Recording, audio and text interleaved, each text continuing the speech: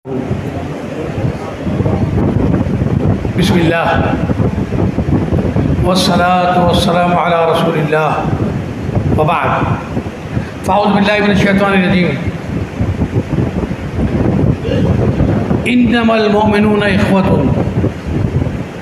فأصلحوا بين أخويكم واتقوا الله لعلكم ترحمون وقال الرسول صلى الله عليه وسلم مثل المؤمنين في توادهم وتراحمهم وتعاطفهم كمثل الجسد الواحد إذا اشتكى منه عضو تداعى له سائر الجسد بالسهر والحمى.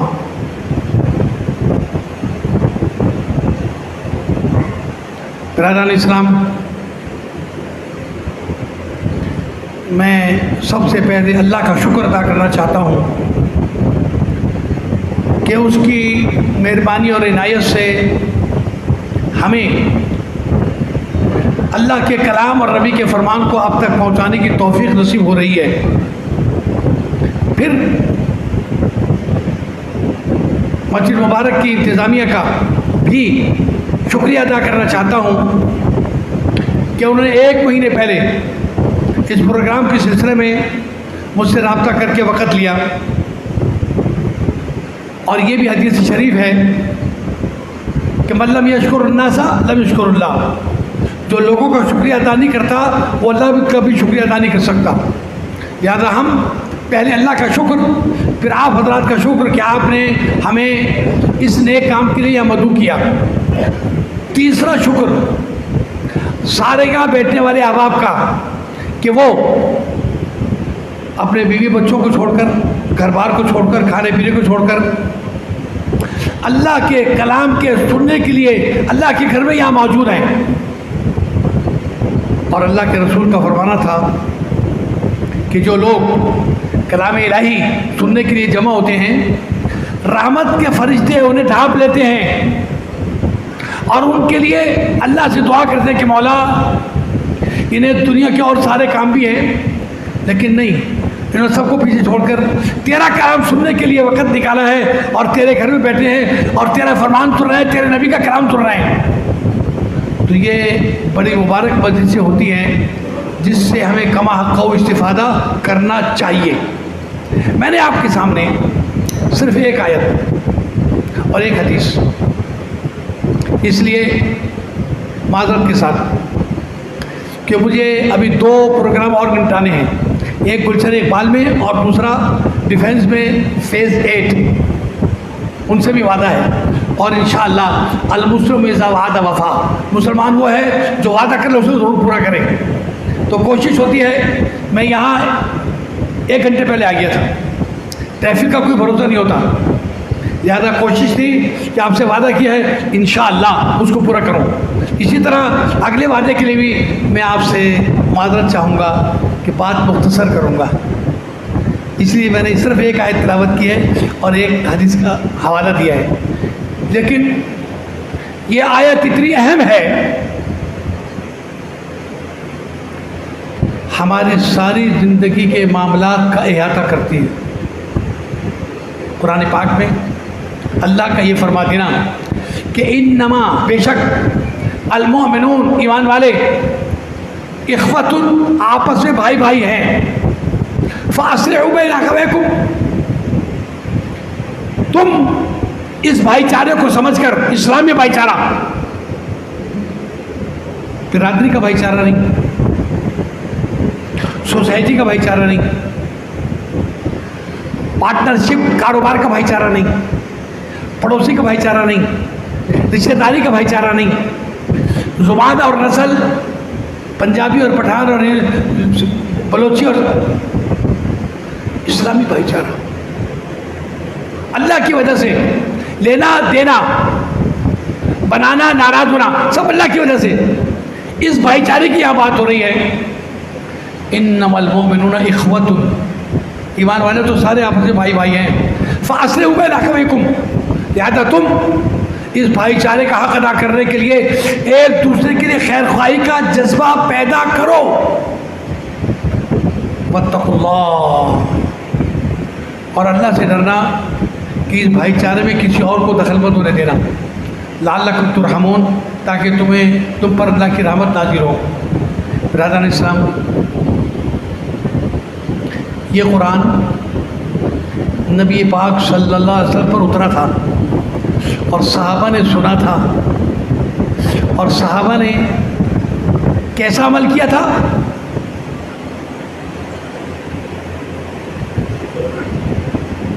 دو مثالیں دوں گا۔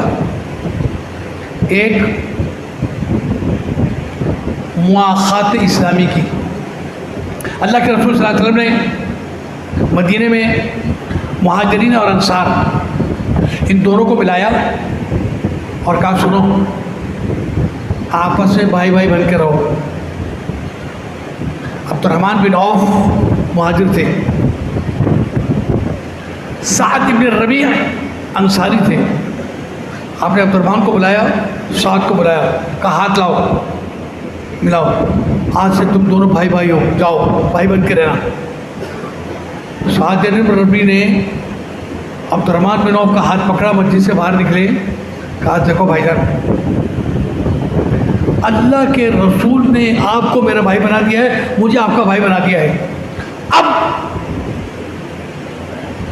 مدینے میں آپ کی کوئی برادری نہیں، کوئی رشتہ داری نہیں، کوئی مکان نہیں، کوئی یار دوست نہیں، میں آپ کا سگا بھائی ہوں، لہذا میری دو بیویاں ہیں، میں ایک کو طلاق دیتا ہوں، عدت کے بعد آپ اس سے نکاح کر لینا، اور ہاں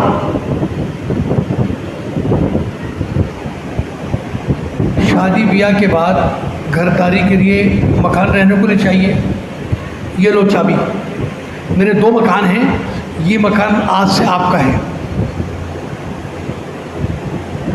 اور ہاں جب شادی ہو گئی، مکان مل گیا، تو کھانے کے لیے تو کچھ چاہیے ہوگا، ہوا تھوڑی کھائیں گے۔ میرے دو باغ ہیں کھجوروں کے، ایک باغ آپ کے نام، سبحان اللہ و بحمدہ سبحان اللہ العظیم۔ دنیا کا کوئی مذہب، دنیا کی کوئی تاریخ، دنیا کا کوئی ملک، دنیا کا کوئی نظام یہ ثابت نہیں کر سکتا جو مسلمانوں نے مثالیں قائم کی کہ اسلام کی بنیاد پر ایک دوسرے سے محبت ہو، مودت ہو، یگانگت ہو، لین دین، اور ایسی بیوی کو طلاق، گھر کی چابی فری میں، اور مستقبل کی کمائی کے لیے کھجور کا پورا باغ۔ یہ کون دیتا ہے؟ صحابہ نے دیے، صحابہ نے مثالیں پیش کی، صحابہ نے اس قرآن کی آیت کا نمونہ کہ انما المؤمنون اخوہ، ایمان والے تو آپس میں بھائی بھائی ہیں، فاصلحوا بین اخویکم، اپنے بھائیوں کی خیر خواہی کے لیے سوچو، آپ ناراض نہیں ہوئیے گا۔ یہاں بات مجھے کہنے دیں، ہم بھی مسلمانیت کا اور ایمان کا دعویٰ کرتے ہیں اپنے آپ کو، لیکن آج بارش کی اور سیلاب کی تباہ کاریاں، اور جہاں ابھی مجھے راجن پور سے مولانا عبد الرحیم نعیم، ان کے 2 فون آ چکے ہیں، اسی طرح کوٹ چھٹا سے، اسی طرح علی پور سے، کہ جی ہم جماعت کے لوگ ہیں اور نہر ٹوٹ گئی، سارے گاؤں میں پانی، سارے کپڑے، سارا اناج، سب کچھ پانی بہا کے لے گیا۔ ہم بھی تو مسلمان ہیں، ہم بھی تو اسلام کا دعویٰ کرتے ہیں، یہ ہمارے مواحد بھائی، یہ بھی تو ہمارے بھائی ہیں، ہم نے اس مصیبت کے وقت میں ان کی کیا مدد کی ہے؟ ہمارا ناصر صاحب اس بات کے گواہ ہیں کہ امام جماعت علماء اہل حدیث حضرت عبد الرحمن سلفی نے باقاعدہ ایک فنڈ قائم کیا ہے 2 ہفتے سے، اور خطبہ کو نصیحت کی ہے کہ وہ اپنی اپنی مسجدوں میں مسلمانوں کو جگائیں اور بتائیں کہ تمہاری ذمہ داری ادا کرنے کا بھی وقت آیا ہے. یہ پریشانی کا وقت ہے, یہ تکلیف کا وقت ہے. پانی یہ دیکھ کر نہیں آتا کہ غریب کا گھر ہے یا مالدار کا گھر ہے. وہ تو ریلا آیا اور پورے گاؤں میں پانی پانی, 4-4 5-5 فٹ. چرپائیوں پہ بچوں کو ڈال کے اور کسی کی طرح بہا کے باہر نکال رہے ہیں. یہ اگرچہ ایک بالکل الگ موضوع ہے, لیکن آج کے اس موضوع سے اس طرح منسلک ہے کہ ہم نے بھی بحیثیت مسلمان, اور یہ یاد رکھیے گا, اسلام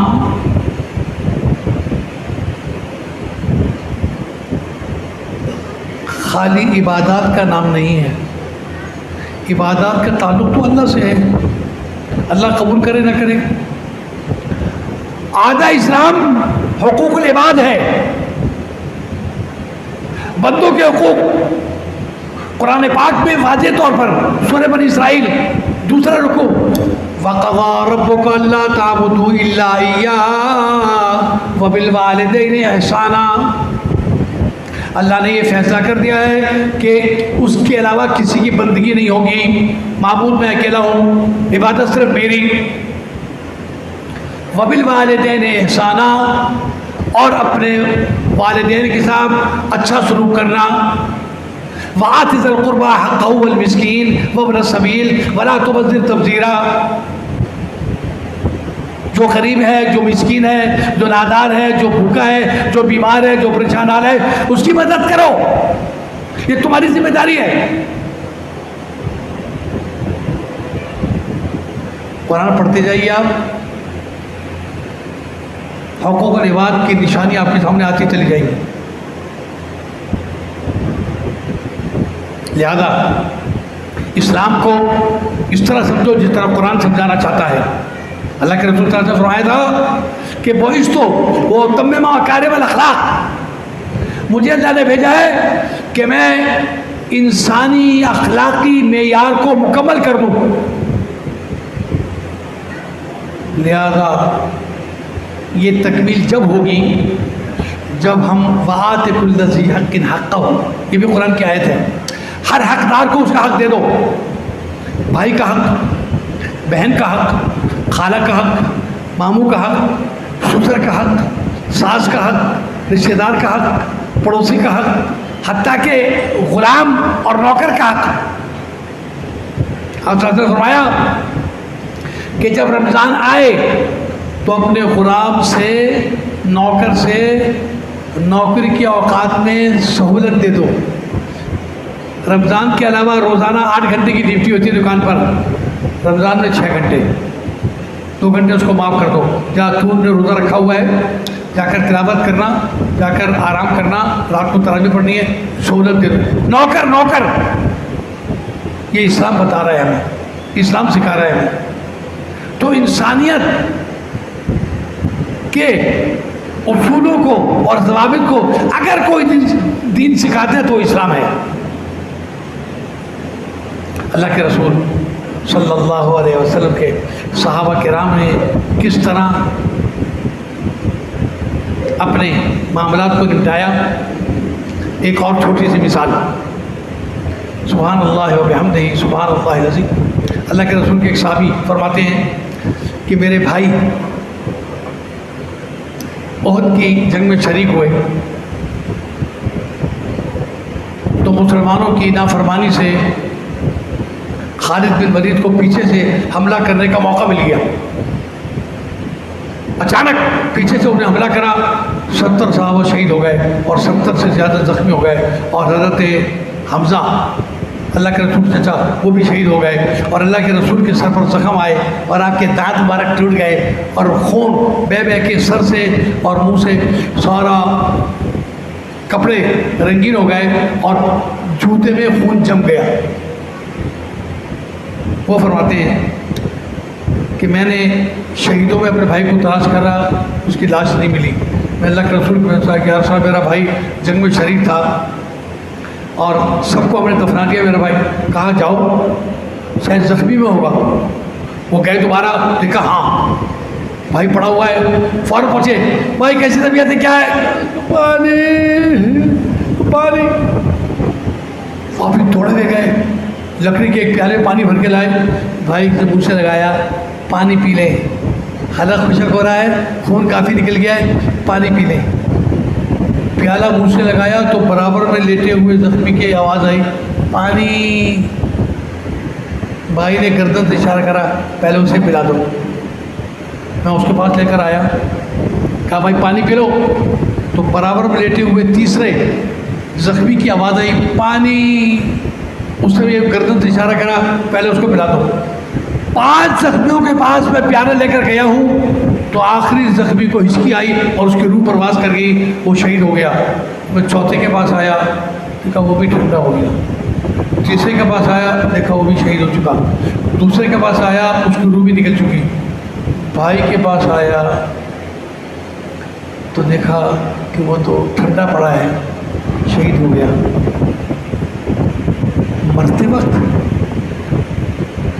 زخمی حالت میں, جان پوری کی کیفیت میں دوسرے کو اپنے اوپر فضیلت دینے کا عمل صحابہ نے کر کے دکھایا. قرآن میں ہے, اعوذ باللہ من الشیطان الرجیم, ایمان والوں کی صفت میں وَيُؤْثِرُونَ عَلَىٰ أَنفُسِهِمْ وَلَوْ كَانَ بِهِمْ خَصَاصَةٌ. ایمان والے وہ ہوتے ہیں جو دوسرے کو اپنی ذات پر فوقیت دیتے ہیں کہ پہلے اس کا کام ہو جائے بعد میں میرا. اب یار اپنی اپنی دیکھ, دوسرے کی چھوڑ. یہ ایمان کا تقاضا ہے.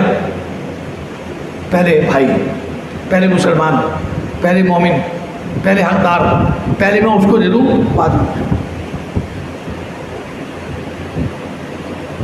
یہ کیفیتیں اگر ہمارے اندر پیدا نہیں ہو رہی, یا ہم یہ قرآن سے نہیں سیکھ رہے, یا ان واقعات سے جو حقیقت ہے, یہ کہانیاں نہیں, یہ قصے نہیں ہیں, یہ حدیث رسول صلی اللہ علیہ وسلم میں واقعاتی طور پر ذکر ہے کہ سعد بن ربیع نے عبد الرحمن بن عوف مہاجر کو یہ پیشکش کی تھی کہ بھائی ہونے کے ناطے سے اب سب کچھ میں نے تمہارے لیے کرنا ہے. آج سیلاب کی تباہ کاریوں میں اور بارش کے زدگان کے سلسلے میں جماعت نے جو فنڈ قائم کیا ہے, ہماری بھی کچھ ذمہ داری بنتی ہے کہ ہم اس میں دل کھول کر حصہ لیں. اللہ نہ کرے ہمارے اوپر بھی کوئی مصیبت نازل ہو, اللہ نہ کرے کوئی اور مزید بارش ایسی آئے. کراچی کی سڑکیں کھنڈر بڑی ہوئی, چلنا مشکل ہو رہا ہے, جگہ جگہ گڈھے ہیں, جگہ جگہ کیچڑ ہے. اس کے باوجود ہمیں بلا شبہ ایمان کے تقاضوں کو پورا کرنے کے لیے, اپنی ذمہ داریاں ادا کرنے کی طرف توجہ دینے کے لیے لازمی طور پر اپنی جیب کو ڈھیلا کرنا ہے, اپنے بجٹ کو نظر نہیں کرنا, بلکہ ایمان کے تقاضوں کو پورا کرنے کے لیے اپنے بھائیوں کی مدد کے لیے نکلنا ہے. اللہ رب العالمین ہمیں بھی اپنے لیے ایمان کی اس صفت کو ثابت کرنے کے کام کرنے کی توفیق عطا فرما دے. میں بات کو بڑے ہی اختصار کے ساتھ ذکر کرتے ہوئے آپ کو جنگ تبوک کا وہ مرحلہ سنانا چاہتا ہوں کہ جس میں مسلمانوں نے کمال کر دیا. اللہ کے رسول صلی اللہ علیہ وسلم کو جاسوسوں نے آن کے بتایا کہ تبوک شہر مدینے سے 1400 کلومیٹر, اردن کی سرحد, سعودی عرب کا کونا تبوک. عرب کے سارے قبائل, یہودیوں کے سارے قبیل, عیسائیوں کے سارے گروہ 5 لاکھ کی تعداد میں جمع ہو رہے ہو گئے, اور ان کی پلاننگ یہ ہے کہ سارے کے سارے چل پڑیں اور مدینے کو آن کر گھیر لیں اور یہاں پر حملہ کر دیں. اللہ کے رسول صلی اللہ علیہ وسلم نے اعلان فرمایا کہ جہاد کا موقع ہے، ہر مسلمان اپنی حیثیت کے مطابق چندہ دے۔ حضرت عمر بن خطاب گھر کا آدھا اثاثہ لا کے مسجد میں ڈال دیا۔ حضرت ابوبکر صدیق گھر کا سارا اثاثہ خچروں پر لادا مسجد میں لا کر ڈال دیا۔ یا رسول اللہ، یہ سارا جنگ تبوک کے لیے میرا چندہ ہے۔ حضرت عثمان بڑے تاجر تھے، بڑے مالدار تھے، کہا یا رسول اللہ یہ 100 غلام مجاہدین کی خدمت کرنے کے لیے، 100 گھوڑے، 1400 کلومیٹر کا فاصلہ ہے، 100 اونٹ اور کھجوروں کے 100 تھیلے اور 20,000 درہم، یہ میری طرف سے جنگ تبوک کا چندہ ہے۔ اور میں عثمان آج کے بعد سے تجھے کوئی نیکی کرنے کی ضرورت نہیں، جنت تیری۔ سبحان اللہ۔ ابو بکر لے آئے، عمر لے آئے، عثمان لے آئے، حضرت علی جیب بھی خالی، پیٹ بھی خالی، گھر بھی خالی۔ بی بی فاطمہ نے بیٹے کو حسن کو بھیجا کہ نانا کے پاس جانا کہ گھر میں کچھ کھانے کو نہیں ہے، تھوڑی سی کھجوریں بھیج دیں۔ کہا تمہارے باپ کہاں ہیں؟ حضرت علی ان کو بلاؤ کہ پتہ نہیں صبح سے غائب ہے وہ۔ حضرت علی رضی اللہ تعالیٰ نے جب دیکھا کہ میں رہ گیا اس نیک کام میں چندہ لینے کے لیے، کہا اللہ نے قوت حیدری تو دی ہے، قوت بازو تو میرے پاس ہے۔ مدینے سے باہر نکلے، ایک یہودی کا باغ تھا، کہا بھائی کھیتی کو پانی ڈلوانا ہے؟ کہا ہاں، بہت بڑا ڈول ہے، 2 بیل کھینچتے ہیں، بیل لے اور پانی کھینچ۔ کہا کتنی مزدوری؟ کہا 1 ڈول کی 1 مٹھی کھجور۔ کہا تیار ہو، بسم اللہ۔ ہاتھ سے ڈول کھینچا اور حوض میں ڈالا، کہا 1 مٹھی ٹوکری میں ڈال دے۔ ہاتھ پوری ٹوکری لبالب بھر گئی، رسی اس کے ہاتھ میں دی اور ٹوکری سر پہ رکھی۔ مدینے واپس آئے، یا رسول اللہ یہ کھجوریں میری طرف سے جنگ تبوک کے لیے چندہ ہے۔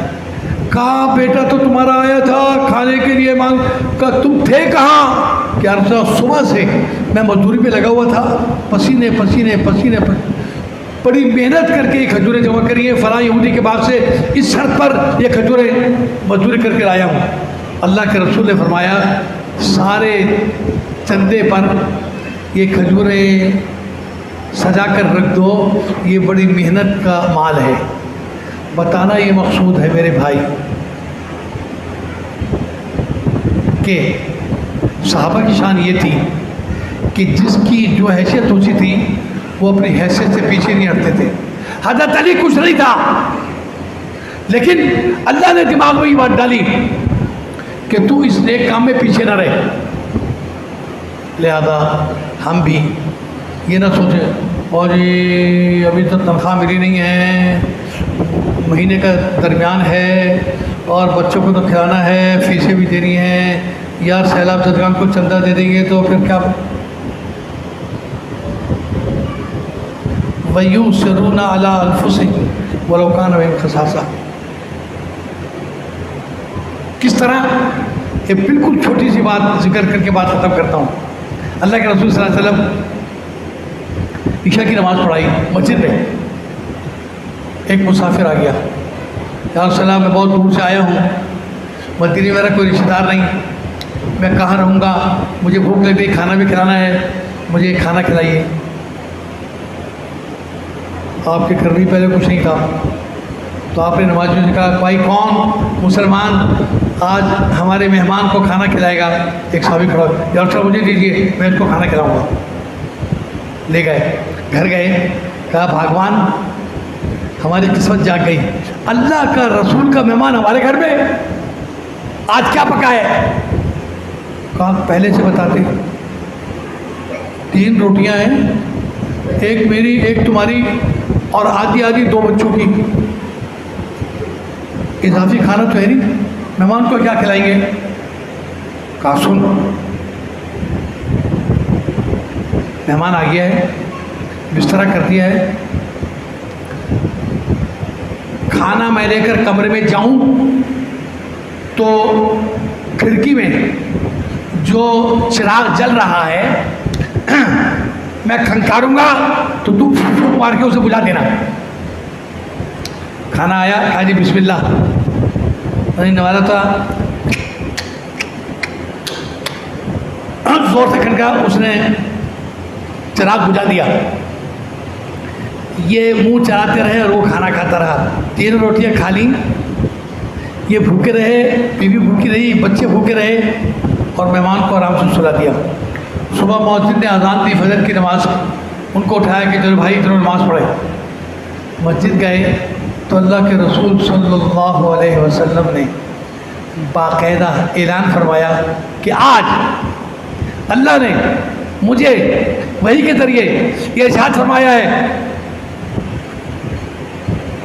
کہ میں نے جو قرآن میں تمہیں نصیحت کی تھی کہ وَيُؤْثِرُونَ عَلَىٰ أَنفُسِهِمْ وَلَوْ كَانَ بِهِمْ خَصَاصَةٌ, اپنی ذات کو پیچھے کر لیتے ہیں, سامنے والے کے حق کو پورا کر دیتے ہیں.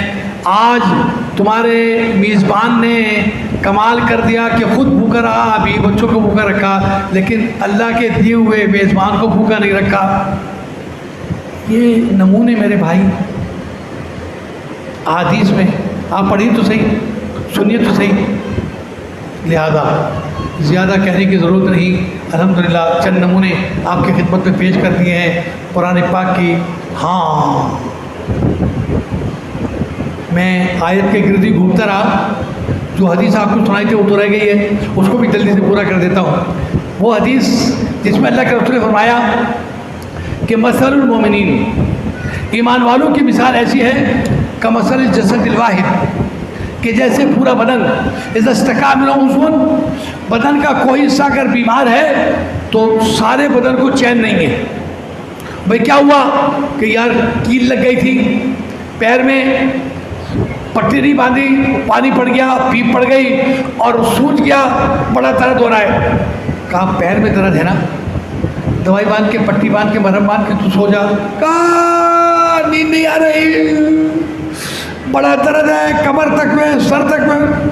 اچھا, تیرے ایک پیر کی تکلیف کی وجہ سے تیرا سارا بدن جاگ رہا ہے, اسے سکون نہیں ہے.